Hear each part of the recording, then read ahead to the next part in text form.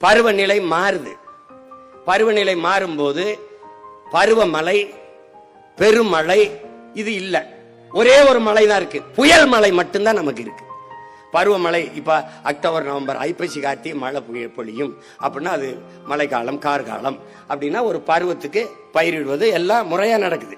இப்ப அந்த பருவம் மாறிடுது. இப்ப சொல்லும் போது நம்ம கிராமத்துல பருவம் தப்பிருச்சும்பா, பருவம் மாறிடுச்சும்பா. அதுக்கு காரணம் இதுதான். அப்ப நம்முடைய அப்பா நம்மால வேற என்ன சொல்றாங்க, இனி இந்த நாட்டில், இனி இந்த மண்ணில் பருவமழையோ பெருமழையோ கிடையாது, புயல் மழை மட்டும்தான். அது எப்ப பெய்யும் எப்படி பெய்யும் தெரியாது. ஏப்ரல் மே மாசம் கோடை நினைச்சுக்கிட்டா பெரும் புயல் அடிச்சு போய் கொண்டு போயிட்டு இருக்கும். ஏன்னா மாறிடுச்சு பருவம்.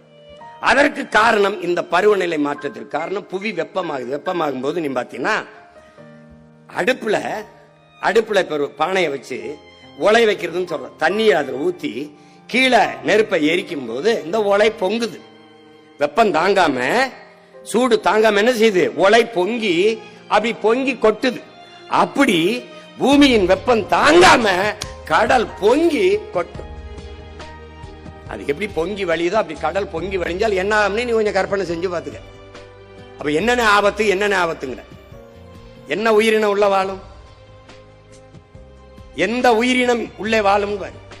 நீ கொதிக்கிற தண்ணியில ஒரு பூச்சியை பிடிச்சு போட்டா, ஒரு மீனை உயிரோட போட்டா என்ன சேர்த்து போகும். அதான கடல் அளவுக்கு மீறி கொதிச்சா என்ன ஆகும், உள்ள எந்த உயிரினம் வாழும்.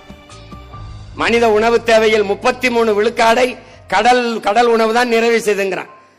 கடல் வெப்பமாயி கொந்தளிச்சு பூரா செத்து போச்சுன்னா பட்டினி நடந்து நீ சாக வேண்டியதுதான்.